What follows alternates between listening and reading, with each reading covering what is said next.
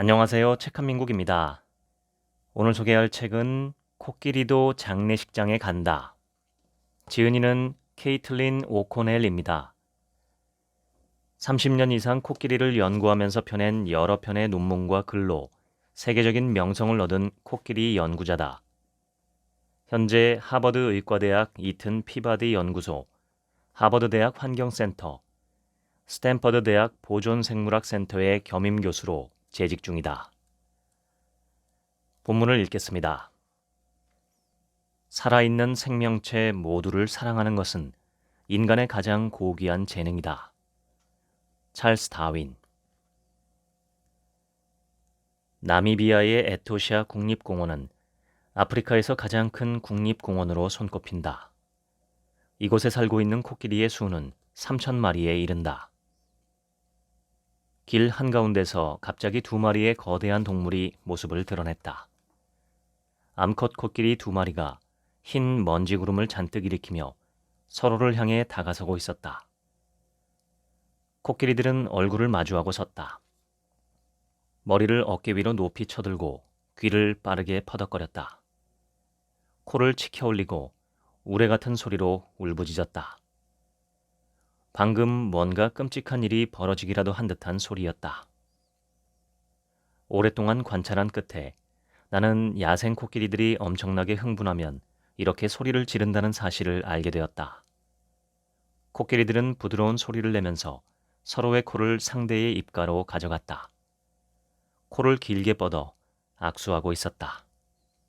둘 다 흥분해서 코끝을 떨었다. 그들에겐 당연한 인사치레를 한 차례 마친 뒤에 두 코끼리는 북쪽을 바라보며 나란히 섰다. 둘은 움직이지 않고 그 자리에 얼어붙은 것처럼 몸을 고정한 채 으르렁거리며 소리를 지르기만 했다. 그 다음에 어김없이 하는 일이 있다. 갑자기 볼일을 시원하게 보는 것이다. 이 일을 마친 뒤에야 비로소 암컷 코끼리의 인사가 마무리된다. 여러분은 이들이 엄청난 흥분에 휩싸인 채 서로를 반기는 모습을 보고 적어도 몇 년 만에 처음 만났으리라고 짐작할지도 모르겠다. 하지만 내 생각은 다르다. 기껏해야 몇 분에서 몇 시간 정도일 것이다. 동물이든 인간이든 평화롭게 공존하려면 인사 예절을 지키는 것은 정말 중요하다. 우리는 인사말 건네기, 머리 숙여 인사하기, 눈 맞추기, 포옹하기와 같은 행동들을 당연하게 여긴다. 하지만 인간관계를 맺거나 함께 어울리거나 애도할 때 지켜야 하는 의례들은 우리 삶에서 커다란 부분을 차지한다. 그런 의례를 지키기를 거부하면 잃을 게 많다. 우리가 지닌 유전자의 50%는 바나나와 똑같다.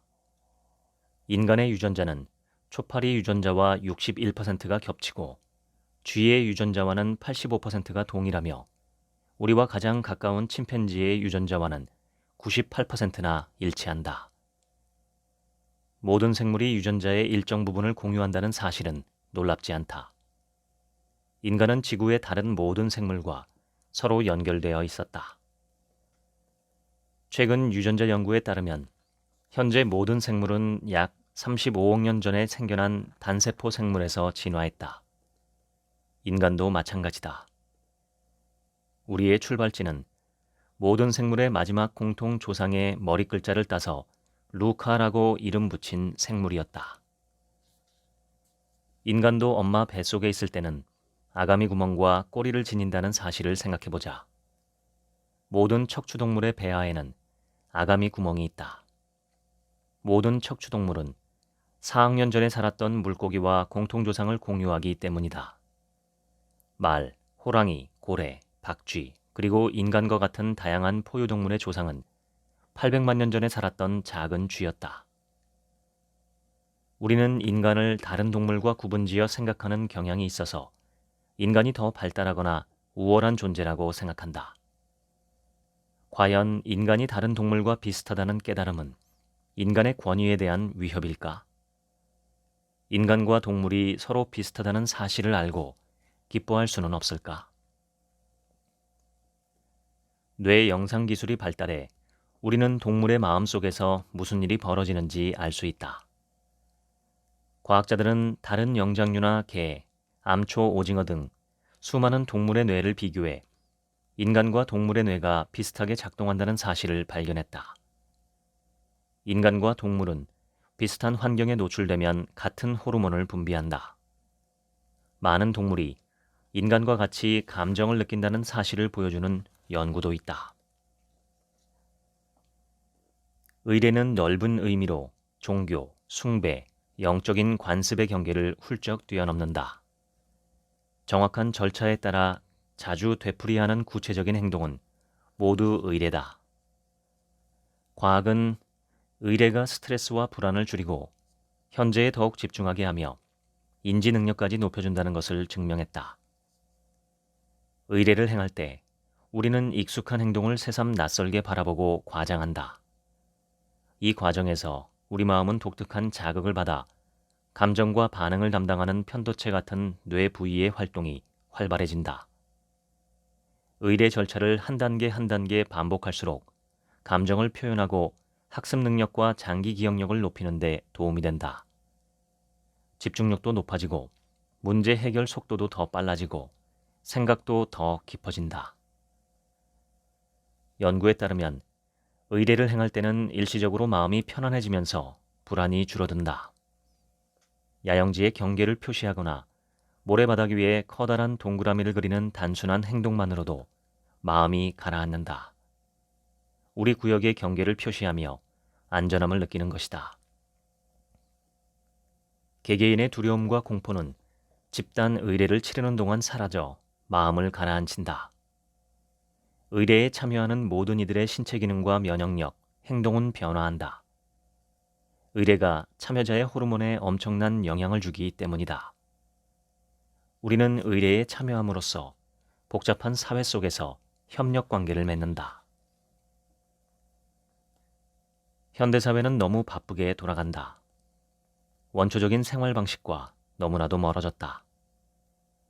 우리는 복합적인 이유로 의례를 지나치게 가벼이 여기게 되었다. 인간과 인간이 직접 만나 소통하는 장이 점점 사라지고 있다. 사회적 동물을 독방에 가두는 것은 커다란 박탈감을 불러일으킨다. 우리는 관계를 중요하게 여기도록 진화했기 때문이다. 몸과 마음의 건강을 유지하기 위해 마주보며 이야기를 나누는 일은 꼭 필요하다. 소통하고 접촉하고 친밀감을 느끼는 것이 중요하다. 관계를 맺지 못하면 사회적 동물은 시들어 죽는다. 인간도 예외가 아니다. 몸을 맞닿는 육체적인 접촉을 통해 얻는 친밀감은 인간에게 가장 자연스러운 사회적 상호작용이다. 삶에서 이것이 빠진다면 우리는 우리 존재를 밑바닥부터 구성하는 무언가를 놓치게 된다. 또한 건강한 몸을 만들어 나갈 기회를 스스로 포기하게 된다. 공동체 속에서 관계를 잘 맺지 못하면 자기 파괴적인 행동에 빠지는데 이때 우리는 우울하고 외로워진다. 그래서인지 오늘날에는 스트레스와 관련된 병의 발병률이 어느 때보다 높다.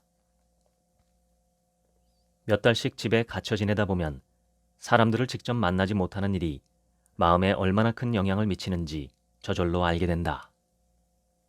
심리학자들은 물리적 고립으로 인한 정신적 외상이 다음 세대로 전해질 수 있다고 예측한다. 미소나 웃음과 같은 무언 의례는 500만 년이 넘는 시간 동안 이어져 왔다. 미소를 짓거나 소리내어 웃는 행동은 전염되기 쉬울 뿐만 아니라 신경 전달 물질인 도파민과 세로토닌을 자극해 기분이 좋아지게 한다. 상대의 눈을 가만히 바라보는 행동은 단순하지만 동물의 세계에서나 우리의 일상에서 구애를 하고 유대감을 형성하는 데 강력한 힘을 발휘한다. 놀이 의례는 생존의 결정적인 해결책을 찾아내도록 도와준다. 놀이를 하며 주위 환경을 탐색하고 창의적인 방법을 발견할 기회를 얻을 수 있다. 새끼 사자는 한 배에서 태어난 형제자매를 먹잇감으로 상상하며 사냥 연습을 하고 걸음마를 시작한 아이는 모래놀이 상자 안에서 모래성을 쌓는다. 사자나 인간 모두 놀이를 통해 훗날 어려움을 겪을 때 대처할 수 있는 능력을 키운다. 한편 코끼리나 돌고래, 침팬지도 장례를 치른다. 사랑하는 누군가가 죽었을 때 인간처럼 시신을 옮기고 묻으며 깊이 슬퍼하고 위로하는 의례를 행한다. 우리의 삶은 의례를 행함으로써 더 깊은 의미를 지닌다. 아무리 사소하더라도 관습을 지켰을 때 삶은 더 나은 방향으로 나아갈 수 있다.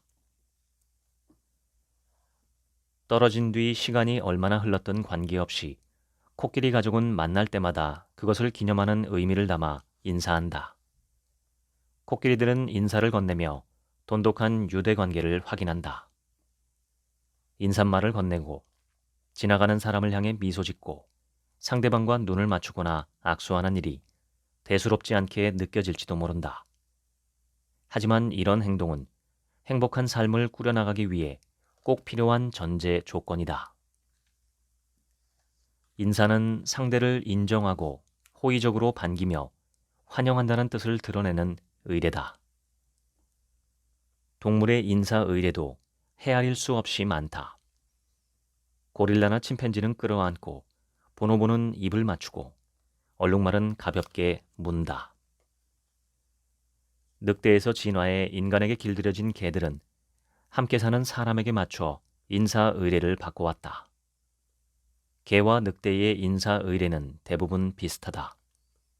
특히 닮은 부분은 얼굴과 주둥이 핥기, 낑낑거리기, 사타구니 냄새에 맡기다. 인간이나 동물이나 처음으로 관계를 맺을 땐 인사부터 한다. 인사를 하는 주체는 유대관계를 돈독히 하고 신뢰를 쌓을 뿐만 아니라 다른 개체의 호르몬이나 심리 상태에 대한 정보를 실시간으로 모은다. 예를 들어 코와 입을 맞대는 코끼리의 인사는 정보를 수집하던 방식에서 진화했다. 코끼리는 서로의 입에 코를 갖다 대어 다른 코끼리가 무엇을 먹었는지 알아낸다. 먹어도 되는 식물과 먹으면 안 되는 식물을 스스로 가려낼 수 없기 때문이다. 주둥이를 핥는 늑대의 인사도 마찬가지다. 이런 과정을 통해 호르몬 상태에 관한 정보를 얻으면 상대방의 신체 건강과 정신 건강 상태를 알 수 있다.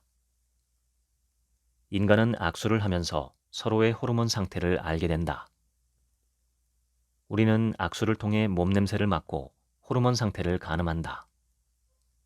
최근 연구에 따르면 실험 참가자들은 악수를 마치자마자 손 냄새를 맡거나 얼굴을 만지는 경향이 있었다. 간단한 인사라도 강력한 영향력을 행사할 수 있다. 과학자들은 인사를 받은 사람이 웃어주면 우리 마음이 긍정적인 기분으로 가득 차오른다는 사실을 밝혔다. 우리는 다른 사람과 소통을 많이 한 날에 더욱 행복하다고 느낀다. 신기하게도 아는 사람보다 낯선 사람과 대화할 때 그와 더 단단히 연결되어 있다고 생각한다. 우리는 낯선 사람과 대화할 때 더 자세하게 설명하고 깊은 이야기를 해야 한다. 익숙한 사람이 앞에 있을 때보다 자신의 감정에 관한 생각을 더 많이 하게 된다. 이는 정신 건강에도 좋고 자기 자신과 경험을 더 깊이 이해하게 해준다. 마치 심리치료사에게 상담을 받을 때 이야기하는 과정과 같다. 낯선 사람과의 대화는 인류가 탄생한 이후부터 진화한 적응 행동이다. 비슷한 유전자를 가진 무리를 벗어나 낯선 곳에서 짝을 찾는 편이 생존에 유리하기 때문이다. 인사 말을 건네는 행동은 생명을 살리는 소통 행위다. 인사 의례를 제대로 하면 건강을 지킬 수 있고 우리 마음을 열 수 있다. 어쨌든 우리는 사회적 동물이기에 사람들과 교류하는 일을 소홀히 하면 결과적으로 자신에게 해롭다. 나는 수십 년 동안 에티오피아 국립공원에서 연구활동을 하며 동물 무리가 협력하는 장면을 여러 차례 보았다. 사자 무리와 하이에나 무리, 치타 가족은 힘을 합쳐 사냥을 했다. 영양무리 또한 힘을 모아 나무 아래에서 쉬고 있던 기진맥진한 치타를 내쫓았다. 영양들은 모두 육식동물을 쫓아내야 할 존재로 여기고 집단이 협력하면 위험이 훨씬 줄어든다는 사실을 잘 안다. 숲속 침팬지들의 사냥 방식을 살펴보면 인간의 사냥 방식이 어떻게 발전해 왔는지 알 수 있다. 사실 영장류 동물학자들은 인간 사회의 집단 의례가 사냥을 위해 협력하는 과정에서 발전했다고 믿는다. 초기 인류 사회에서는 사람들이 협력해서 사냥해야 했다. 매머드나 마스토돈처럼 거대한 동물은 창으로만 잡을 수 있기 때문이었다. 작은 규모의 수렵 채집 사회의 토착민들은 아직도 생존을 위해 집단 사냥을 한다. 인간 사회와 동물 사회에서는 사냥 외에도 여러 가지 목적으로 집단 의례를 활용한다. 예를 들면 우리는 집단 의례를 통해 서로의 영역을 구분해 경계를 정하고 전쟁을 준비하고 먼 거리에서 소통한다. 구애하고 짝짓기하고 대의 명분을 위해 단체로 행동하고 집단의 정체성을 확실히 하면서 신뢰를 쌓는다. 인류는 오래전부터 집단 의례를 치러왔다. 심리학자들은 집단 의례가 집단의 정체성을 구축하기 위해 발전했다고 설명한다. 인구가 늘면서 혈연 관계가 없는 다양한 사람들이 집단을 이루었고 그런 집단은 정체성을 가져야 했기 때문이다. 모든 사회적 동물은 집단 생활 자체로 많은 도움을 받는다. 힘을 모아 자식을 함께 돌보고 지식을 쌓으며 생존 가능성을 최대한 높이고 삶을 사는 데 중요한 교훈을 전한다. 집단 의례에 참여할 때 우리의 뇌는 자극을 받는다. 행복과 러너스 하이라고 부르는 황홀감까지 느낄 수 있다. 옥스퍼드 대학에서 조종 선수를 연구한 결과에 따르면 혼자보다 팀이 함께 노를 저을 때 고통을 2배 더 잘 견딜 수 있었다. 함께 웃으면 고통을 수월하게 견딜 수 있다는 연구 결과도 있다. 우리는 집단 의례를 하면서 소리를 반복해서 내거나 똑같은 몸동작을 되풀이한다. 특히 종교의식이나 지역 축제 같은 인간의 집단 의례에서는 춤을 추거나 노래를 부르거나 구호를 외친다. 연구에 따르면 똑같은 동작을 취하면서 함께 움직이거나 노래를 부르면 유대감이 샘솟고 신뢰가 쌓인다. 또한 사랑과 행복을 불러일으키는 호르몬인 옥시토신의 분비가 촉진된다. 동물 역시 여러 가지 집단 행동에 참여한다. 야생 코끼리들은 웅덩이를 떠나는 시간을 조정할 때 동시에 울음소리를 낸다. 대장 코끼리가 물 웅덩이를 떠날 때 길고 낮은 울음소리를 내면 다른 코끼리들이 그 소리에 대답하듯 차례대로 울부짖는다. 한 마리가 우는 소리를 내고 뒤이어 다른 한 마리가 따라우는데 울음소리의 끝과 시작이 조금씩 겹친다. 연달아 내지른 울음소리로 길게 보낸 신호는 더 멀리 퍼진다.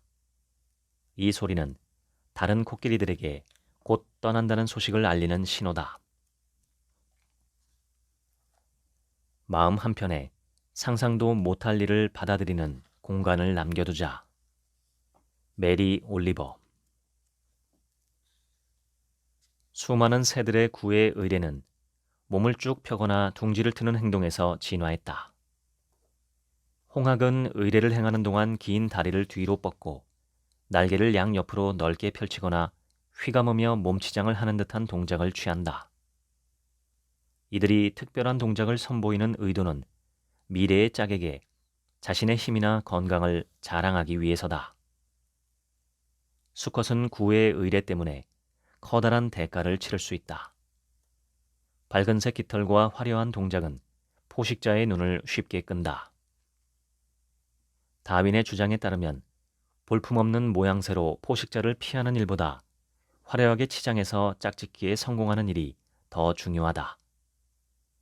따라서 수컷 공작의 꼬리는 화려하게 진화했다. 다윈은 이런 식으로 성선택 개념을 생각해냈다. 암컷이 특별한 특징을 보이는 수컷을 선택하는 행동이 진화를 주도한다는 이론이다. 신경과 근육을 능숙하게 이용해 구애 동작을 하려면 정력이 많이 필요하다. 암컷은 수컷의 구애 의례를 관찰하고 수컷이 얼마나 정력이 넘치는지 냉정하게 평가해 짝을 선택한다. 오스트리아의 구애 의례에서는 젊은 여성이 겨드랑이 사이에 사과 조각을 끼운 채 춤을 춘다.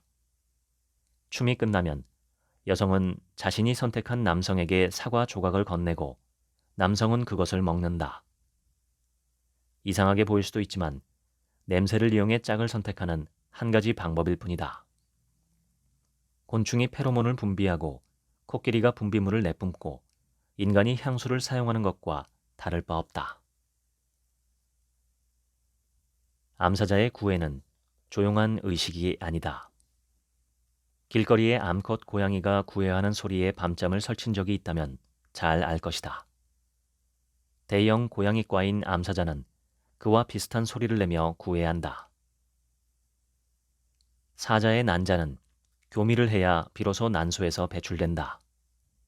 그래서 사자는 보통 여러 번 짝짓기를 하는데 한 보고서에 따르면 그 횟수가 1000번 정도에 달할 때도 있다.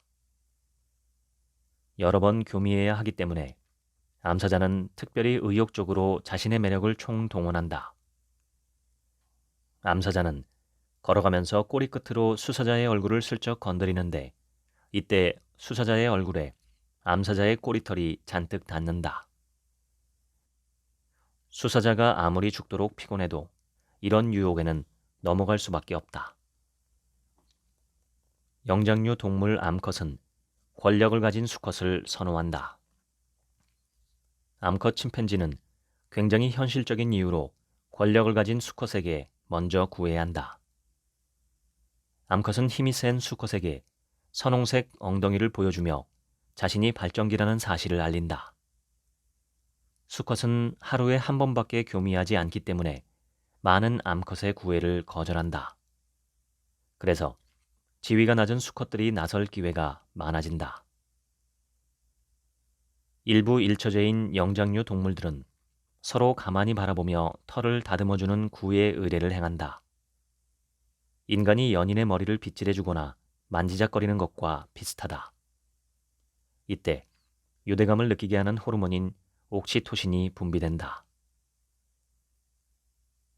인간과 티티 원숭이 같은 영장류 동물들은 상대와 친밀한 관계를 장기간 유지했을 때 유익한 화학물질을 분비한다.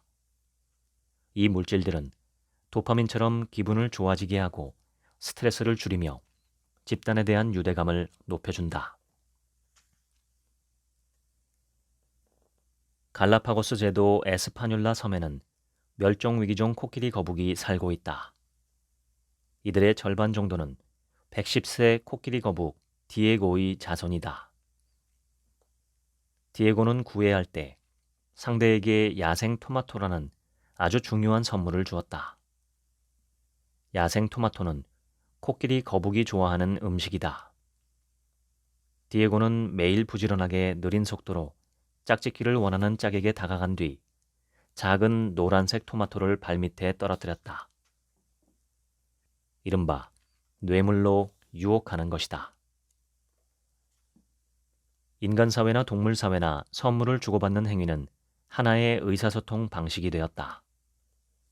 선물 하나가 관계를 개선하거나 완전히 바꾸어 놓을 수 있다.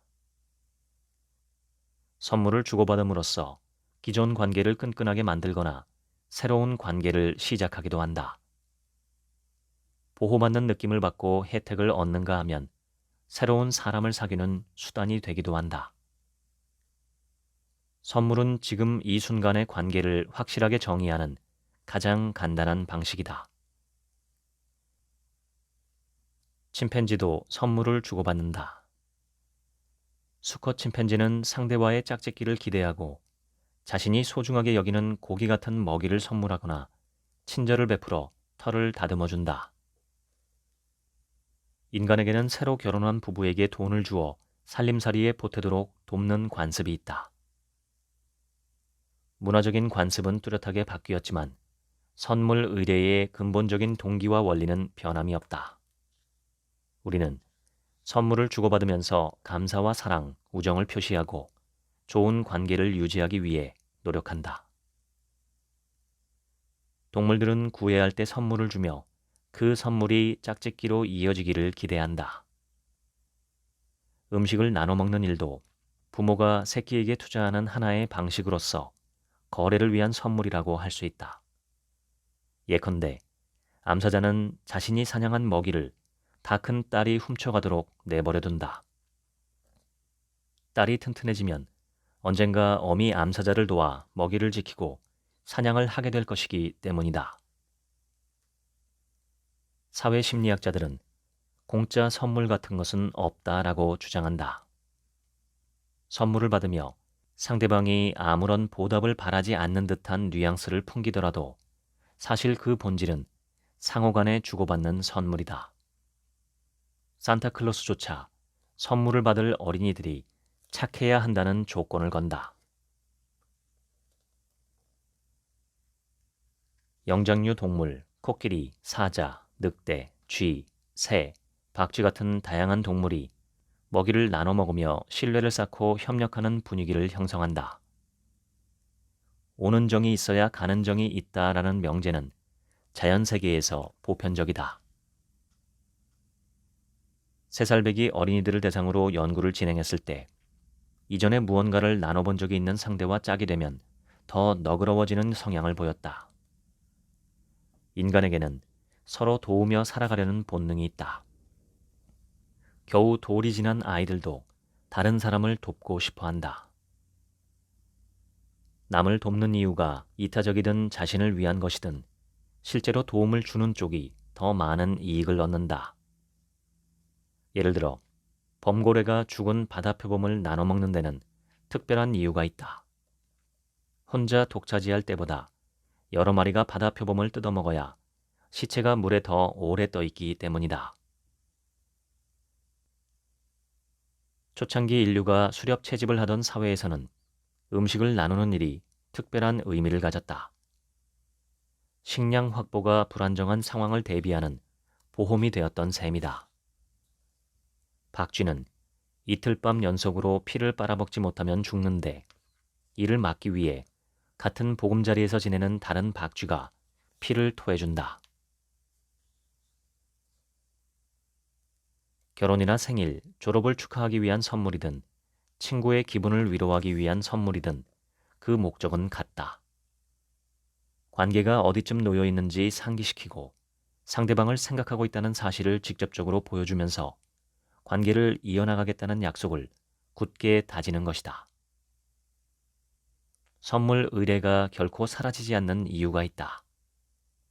선물은 받는 사람보다 주는 사람에게 더 의미가 있기 때문이다. 이 의례에서는 기억되고 싶다는 바람이 중요하게 작용한다. 나의 부모님은 친척들이 결혼 선물로 준 많은 물건들을 소중하게 간직하고 있다. 선물한 사람은 물건에 비추어 영원히 기억된다. 사용할 때마다 그 사람이 떠오르기 때문이다. 소리를 주고받는 의례는 육식동물들이 사냥하는 동안 위치를 확인하기 위해 발달했다.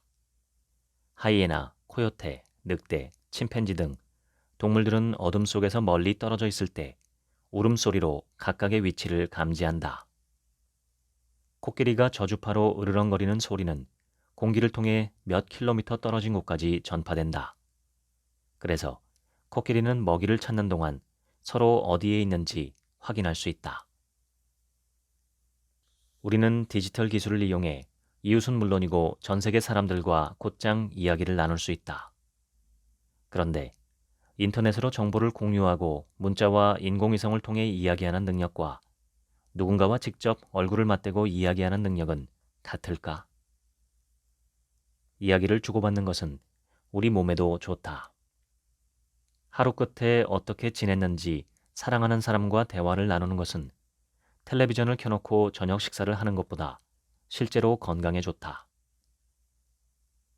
결혼식에서는 결혼 서약을 하고 의대 졸업식에서는 히포크라테스 선서를 암송하며 똑같은 구절을 함께 말한다.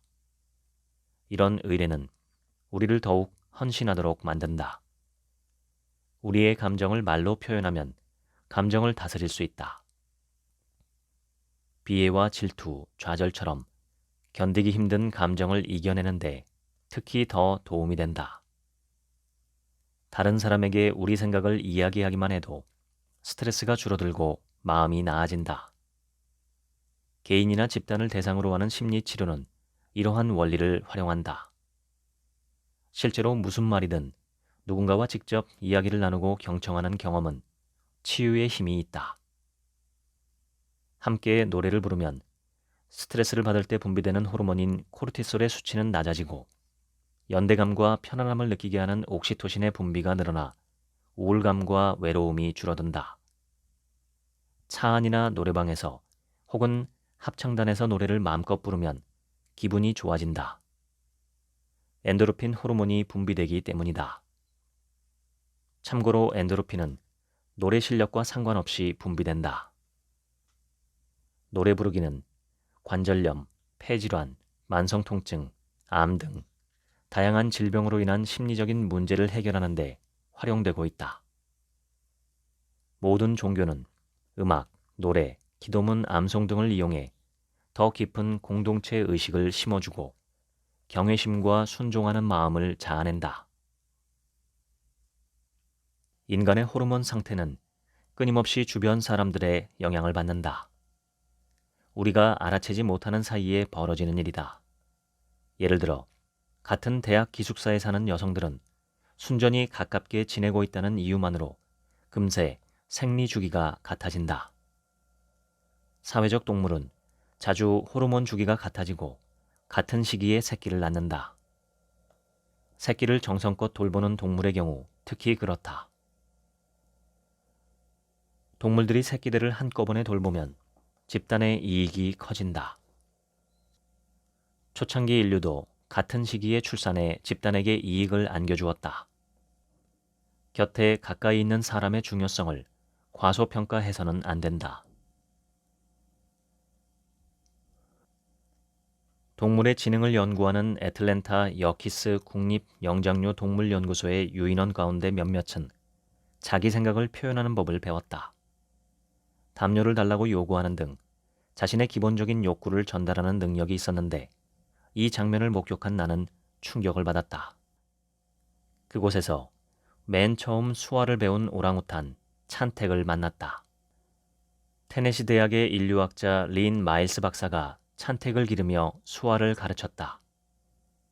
내가 찬택을 만났을 때 그는 36살이었다. 훈련이 9년 정도 지속되자 찬택은 7, 8살 아이 정도의 언어 능력을 갖추게 되었다. 오랜 보호자이자 수화 선생님인 린과 함께 여러 해를 보내자 찬택의 몸집은 너무 비대해졌다. 대학 당국은 그가 태어난 여키스 연구소로 돌려보냈다. 그는 아주 좁은 방에서 지내야 했다. 바뀐 상황은 찬택과 린 모두를 힘들게 했다. 린이 새로운 거처로 옮긴 찬택을 찾아갔을 때 찬택은 무척 혼란스러워 보였다. 린이 찬택에게 어떻게 지내냐고 물어보자 찬택은 수화로 아프다라고 대답했다.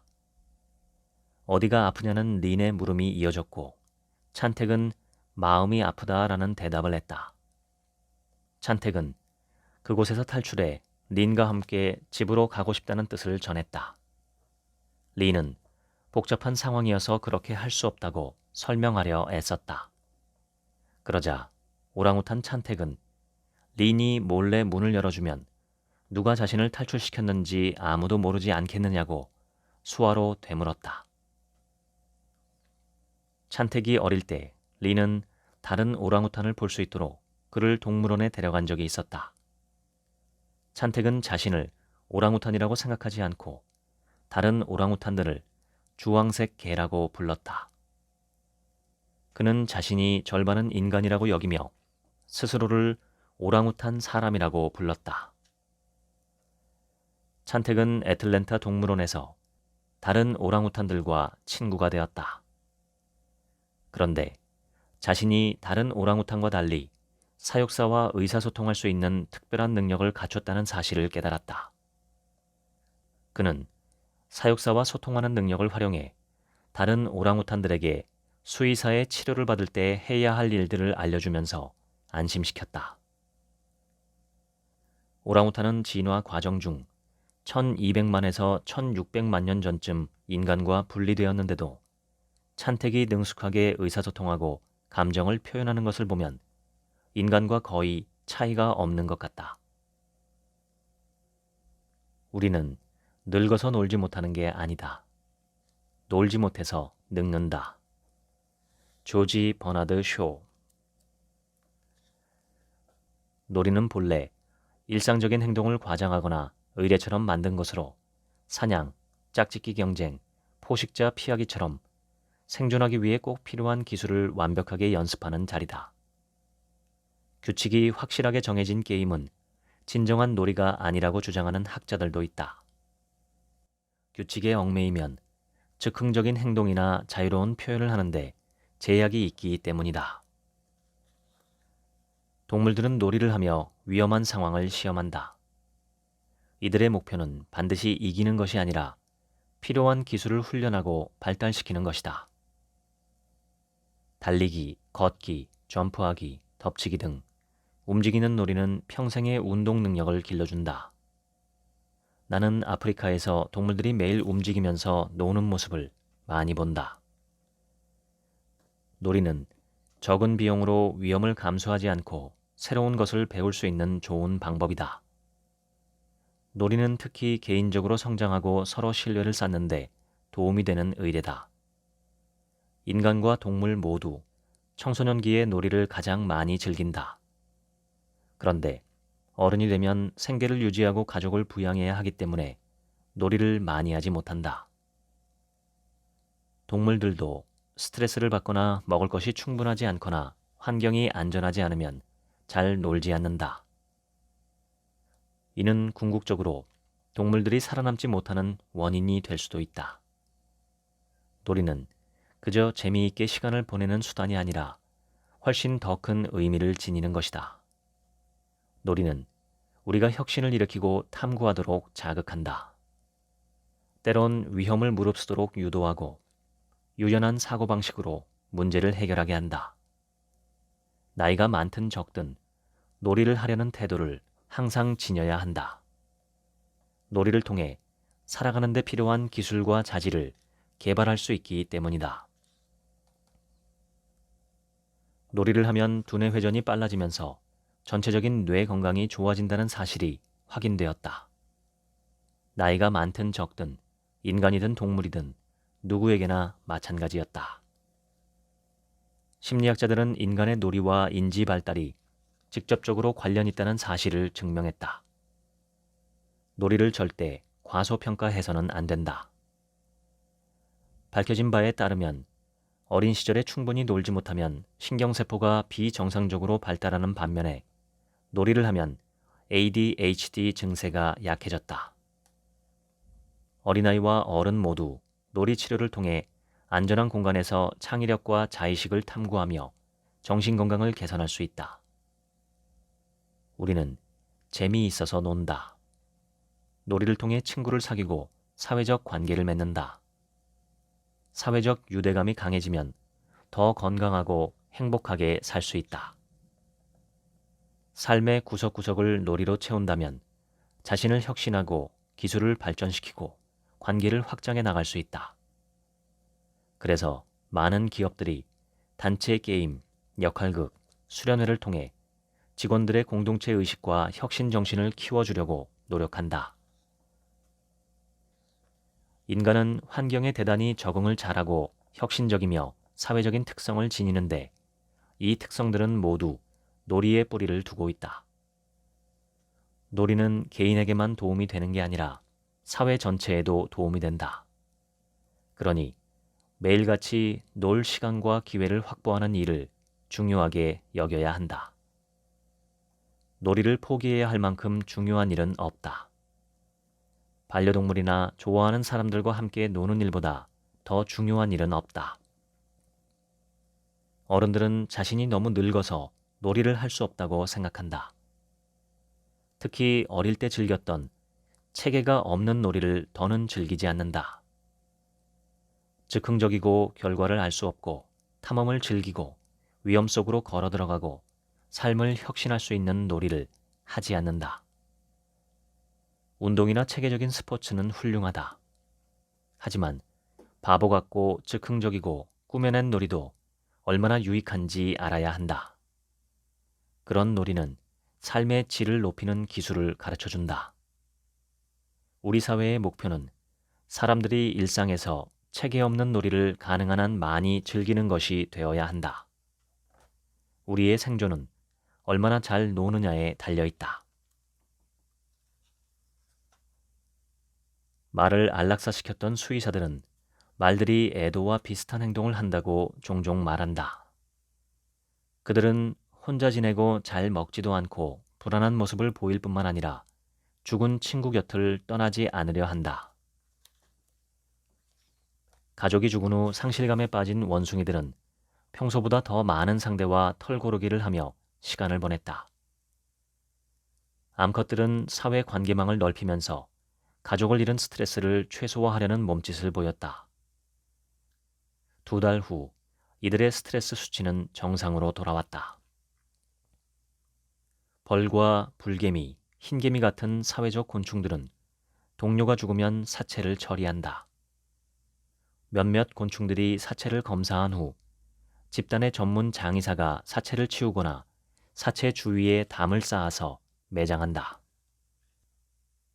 죽은 가족의 곁을 떠나지 않으려는 코끼리들에 관한 기록은 많다.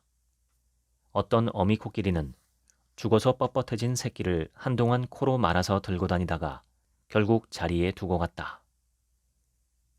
돌고래의 경우 어미가 등 지느러미를 이용해 죽은 새끼를 업고 가는 모습이 발견된 적이 있다. 어미는 죽은 새끼를 보통 하루에서 1회까지 안고 다닌다. 기니의 작은 침팬지 무리에서는 경험 많은 어미 침팬지가 죽어서 미라가 된 새끼를 거의 70일 동안 안고 다녔다. 연구자들은 어미들이 새끼가 죽었다는 사실을 잘 알고 있으리라고 생각한다. 새끼를 데리고 다니는 방식이 새끼가 살아있을 때와는 달라지기 때문이다.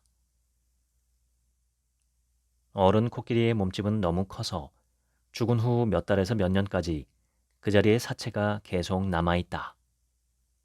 친척이 죽어서 누워있는 곳이나 친지가 죽음을 맞이한 장소로 자주 찾아오는 코끼리들이 있었다. 가족들은 물을 마시러 가는 길에 죽은 코끼리 앞으로 가서 냄새를 맡고 건드려 보았다. 다른 가족들도 죽은 코끼리를 보러 왔다. 암컷 코끼리의 척도샘에서는 스트레스를 느끼거나 헤어진 가족이나 친구를 다시 만날 때 액체가 분비되는데 죽은 코끼리를 발견했을 때도 동일한 액체를 분비했다. 코끼리의 생리적인 변화는 현재 강렬한 감정을 느끼고 있다는 사실을 보여준다. 코끼리들이 죽은 코끼리를 찾아가는 의식은 인간의 장례식과 비슷하다. 많은 보고서에서 야생 코끼리는 죽은 코끼리의 몸에 흙을 뿌리거나 나뭇가지를 덮어 매장한다고 설명하고 있다. 야생 침팬지는 죽은 가족을 흙이나 나뭇잎으로 덮어 매장한다. 코끼리, 침팬지, 얼룩말과 같은 다양한 사회적 동물이 매장 의례를 넘어 장례 의례까지 치른다. 애도하는 방식은 놀라울 정도로 우리 인간과 비슷하다. 인간은 코끼리, 고래, 늑대를 비롯한 의식이 있는 모든 존재와 연결되어 있다. 우리에게는 2가지 힘이 있다. 이 행성 위의 서식지와 모든 생명을 보호할 힘과 파괴할 힘이다. 인간의 책임감은 특별히 중요해졌다. 자연재해든 인재든 모두가 영향을 받는다. 동물과 서식지를 구하기로 결심하면 우리 자신도 구원할 수 있다. 우리는 10가지 의례를 통해 자신과의 관계, 사람들과의 관계, 세상과의 관계를 더욱 튼튼하게 구축할 수 있다. 불교에서 한 사람은 더 큰 전체 중 일부다.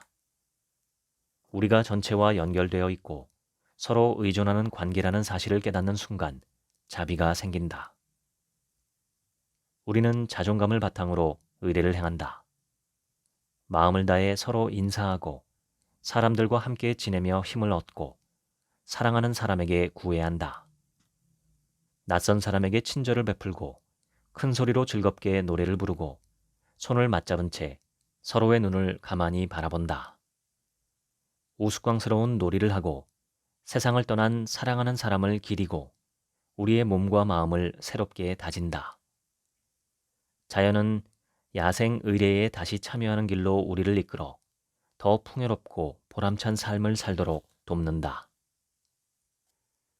지금까지 코끼리도 장례식장에 간다. 읽어드렸습니다. 지금부턴 제 얘기입니다. 매너가 사람을 만든다. 영화 킹스맨에도 나오는 유명한 말입니다. 예절이 인간을 만든다고 번역할 수도 있습니다. 매너와 예절이 없는 인간은 동물과 인간 사이 어디쯤에 있습니다. 인간은 무리를 지어 살아가는 존재입니다. 사회성은 인류의 핵심 정체성 중 하나입니다. 개인 홀로 태어나고 성장하고 성취하는 일은 불가능합니다. 사람은 필연적으로 타인에 대해 관심을 가져야 하는 운명입니다. 법륜스님은 자수성가했다는 사람들을 항상 꾸짖습니다. 자수성가란 있을 수 없다는 것입니다. 지금의 내가 아무리 잘났다 하더라도 부모가 나를 낳아주지 않았다면 세상에 있지도 않을 것이고 키워주지 않았다면 어른이 되지 못했을 것이며 설령 어른이 되었더라도 무수히 많은 타인으로 구성된 사회가 없었더라면 내가 어떻게 성공할 수 있겠느냐는 뜻입니다. 또한 부모를 생각할 때 그들 또한 그 윗세대의 조상과 사회의 신세를 지고 있는 것이니 이런 식으로 보면 온 세상에 홀로 잘나서 자수성가한 사람은 있을 수가 없다는 것이죠. 자수성가한 사람은 없고 자수성가했다고 믿는 사람들만 있습니다. 인간은 누구나 자기 하고 싶은 대로 행동하고 싶은 욕구가 있지만 이것이 지나쳐서 사회성과 타인과의 협력을 해치게 되면 오히려 내가 바라는 것들의 달성에 지장을 주기 때문에 적당히 균형점을 찾습니다. 그 균형점의 사회적 평균이 바로 매너 또는 예절이라고 볼 수 있지 않을까 합니다. 매너 없는 사람은 누구나 싫어합니다. 매너가 없는 그 자체를 싫어한다기보다는 그 사람과의 협력을 통해 나에게 돌아올 이익의 크기가 현저히 작아질 것으로 예상되기 때문에 피합니다. 즉, 매너 없는 행동을 하는 것은 타인들에게 나는 당신에게 별로 도움이 되지 않는 사람이다 라고 광고하는 것과 같습니다. 나라는 한 인간의 사회적 가치에 대한 신호를 나 스스로 발신하는 것이죠. 매너와 예절이 개인적 행동 지침이라면 이 책에서 다루는 성인식, 결혼, 장례 등 사회적 의례는 공적인 것입니다. 사회라는 정체성을 이루는 핵심 도구죠. 의례에 참여하면서 우리는 공동체라는 정체성을 획득합니다. 그리고 공동체는 우리 삶의 거의 모든 것이나 다름없습니다. 의례의 본질은 약속입니다. 매너의 본질도 약속이죠. 서로 유쾌함의 증가와 불쾌함의 감소에 기여하겠다는 암묵적인 약속입니다. 매너와 예절과 의례의 본질이 약속이라는 점을 감안하면 그 핵심적인 특징도 추출할 수 있습니다. 우선 가장 중요한 점은 신뢰, 즉 믿음입니다. 상대를 믿을 수 있느냐 하는 점은 인간관계를 맺을 때 가장 중요한 점이죠. 여기서 믿는다는 것은 상대가 내 뜻이나 내 희망대로 움직여줄 것을 기대하는 게 아니라 나의 핵심 이익을 침해하지는 않을 것을 믿는다는 뜻에 가깝습니다. 즉, 상대가 내게 이익을 주지는 못하더라도 최소한 피해는 주지 않아야 믿을 수 있습니다. 불이익 금지의 원칙이라고도 할 수 있죠. 매너와 예절과 의례의 기본 정신은 최소한 내가 상대에게 불이익을 끼치지는 않겠다는 것입니다. 물론 서로 각자의 이익을 추구하다 보면 소소한 불이익이나 작은 불쾌함을 발생시키는 것까지 모두 막을 수는 없습니다. 그것은 모두가 감내하는 정도이죠.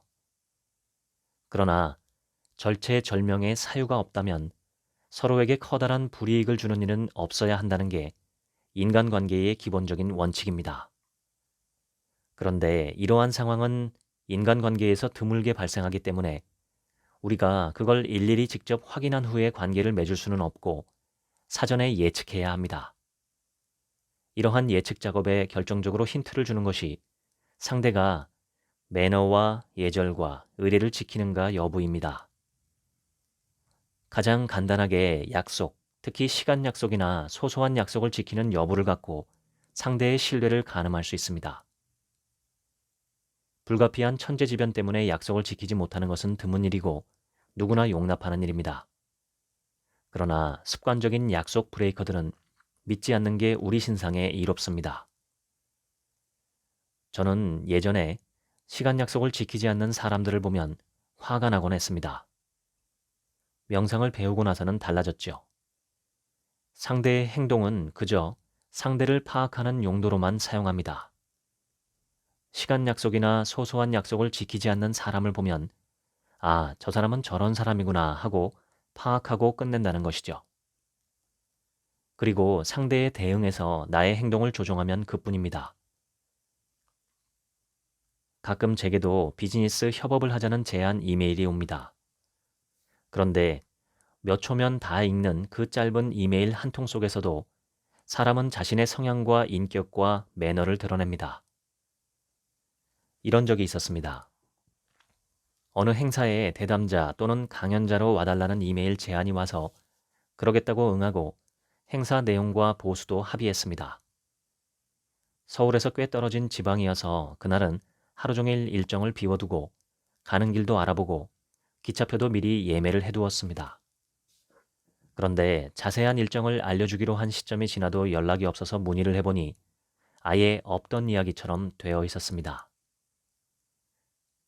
행사 진행 담당자가 하나의 강의에 여러 명의 강연자를 섭외한 다음에 이 명단을 자신의 회사 보스에게 결제를 올려 보스가 한 명의 강연자를 선택하게 하고는 나머지 사람들에게는 아무 연락도 없이 그냥 내버려 둔 것이었습니다.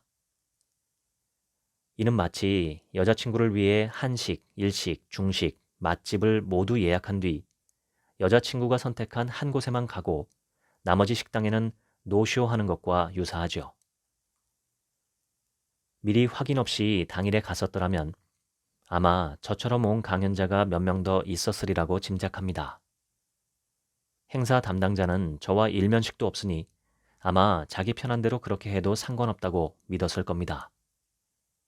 그런데 심지어 지인들 중에도 이런 식으로 자신의 지인을 대하는 사람이 있다는 점을 주의해야 합니다. 평소의 매너와 예절을 관찰하고 그 사람의 신뢰도를 잘 파악해둘 필요가 있습니다. 사회적 존재인 인간에게 있어서 타인들이 부여하는 신뢰와 신용 점수만큼 중요한 요소는 별로 없습니다. 한마디로 남보기에 믿을 만한 사람이 되어야 합니다. 매너와 예절과 의례에서 추출되는 가장 큰 특징이 신뢰와 믿음이라면 두 번째는 상호성입니다. 일방적인 관계는 건강하지도 못하고 오래 지속되지도 못합니다.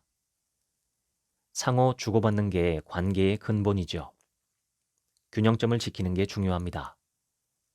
그런데 각자가 소유한 능력과 자원과 상황이 다르기 때문에 양과 질에서 완전히 동일한 수준의 주고받음을 하는 건 거의 불가능합니다. 하지만 최소한 외형적인 주고받음은 있어야 관계가 유지됩니다. 쉽게 예를 들면 상대가 밥을 사면 커피는 내가 사는 것입니다. 상대가 내 가족의 장례식에 와주었다면 내가 설령 직접 갈 수 없는 상황이라 해도 부의금은 보내는 것이죠. 인간관계는 어떠한 양상으로 이루어져 있다 하더라도 상호적인 면이 분명히 강하게 있습니다. 아무리 상대가 갑이고 내가 을이라 해도 그렇습니다. 이걸 모르는 어리석은 갑은 을을 함부로 대하지만 모든 것은 변한다는 것을 알고 있는 갑은 을도 사람으로 존중하는 지혜를 발휘합니다. 하다못해 내 가게에서 하루 아르바이트를 한 사람도 그만두면 내 고객이 될 수도 있고 또는 고객 집단에 영향력을 끼치는 사람일 수도 있습니다. 관계의 상호성은 너무나 중요합니다. 균형을 잡는 노력이 필요합니다. 지나치게 저자세로 상대에게 끌려다니는 것도, 지나치게 고압적으로 상대를 내 뜻대로 좌지우지 흔드는 것도 넓고 장기적인 시야에서 보면 해롭습니다. 때론 필요에 따라 내가 상대에게 훨씬 더 적극적으로 다가서야 할 때도 있고 물러서야 할 때도 있지만 기본적으로는 상호성을 염두에 두고 관계에 임한다는 마음을 가지면 인간관계의 스트레스가 확 줄어듭니다. 아무리 오래되고 두터웠던 사이라 하더라도 상대가 나를 소홀히 하면 나도 적당히 마무리를 하면 되는 것이고 알게 된 지 얼마 되지 않는다 하더라도 상대가 나를 귀하게 대한다면 나도 그를 귀인으로 대접하는 것이죠. 한 인간이 인간관계에 쏟을 수 있는 에너지는 한정되어 있기 때문에 이러한 밀고 당기기 과정을 통해 서로 잘 맞는 사람들을 찾아야 하고 좋은 우정이나 사랑을 갖고 가야 한다고 생각합니다. 그런데 상호성은 내가 끌려다니는 만유인력 같은 것이 아닙니다. 관계를 건강하게 만들기 위한 일종의 지침처럼 여겨야 합니다. 상대가 하는 대로 내가 응대하는 것은 상대의 행동에 따른 내 행동의 조건화가 성립되어 결국은 상대가 자기 뜻대로 나를 조종할 수도 있습니다. 최악의 경우에는 간과 쓸개를 내어줄 듯 나를 위하던 상대가 큰 거 한탕을 노리고 접근한 사기꾼일 수도 있습니다. 상호성은 그런 의미가 아니라 관계가 쌍방의 의지와 노력에 따라 얼마든지 변한다는 점을 기억하고 유익하고 건강한 관계를 가꿔가기 위한 참고 자료일 뿐입니다. 상호성보다 더 크고 중요한 원칙은 나의 가치와 정체성과 인테그리티를 지키는 것입니다. 인테그리티는 진실성, 온전함 등으로 번역되는데 제가 생각하는 인테그리티의 본질은 한 인간의 내면과 외면이 상충하는 모순 없이 일치하는 상태, 즉 심신과 언행의 일치라고 봅니다. 인테그리티라는 말의 핵심 뜻도 일치입니다. 속이지 않고 자신의 가치관대로 말하고 행동하는 특성입니다. 여기에 사회적으로 인정받는 가치가 뒷받침되어야 합니다. 범죄자나 독재자들도 자신이 옳다고 믿고 그대로 행동하지만 그런 사람들을 두고 인테그리티가 있다고 하지는 않습니다. 인테그리티는 좋은 가치를 품고 그 가치대로 행동하는 사람을 가리키는 말입니다. 인테그리티가 있는 사람이라는 평가는 영어권에서 최고의 칭찬입니다. 가장 좋은 것은 믿을 수 있는 사람이면서 관계의 상호성을 염두에 두고 행동하는 사람이면서 인테그리티가 있는 사람인 동시에 지혜로움까지 갖춘 것입니다. 인간으로서 오를 수 있는 최상의 경지가 아닐까 싶습니다. 역사 속의 성인들이나 위인들이 그랬었죠. 제가 추구하는 인간다운 인간도 이런 인간입니다. 누구나 이런 사람이 될 수 있다는 점은 인류 전체에게 커다란 희망이면서 동시에 아무나 이런 사람이 되지는 못한다는 점은 우리 모두의 비극과 반성점이기도 합니다. 한 가지 확실한 것은 인류가 이 방향으로 나아가지 않으면 언젠가는 스스로 자멸한다는 점입니다. 과학과 기술의 발달로 우리는 이미 인류 전체를 멸종시키고도 남을 정도의 무기를 손에 들고 있기 때문입니다. 인류의 정신이 어서 성장하고 성숙하기를 기대합니다. 지금까지 책 한 민국의 하루치 생각이었습니다. 감사합니다.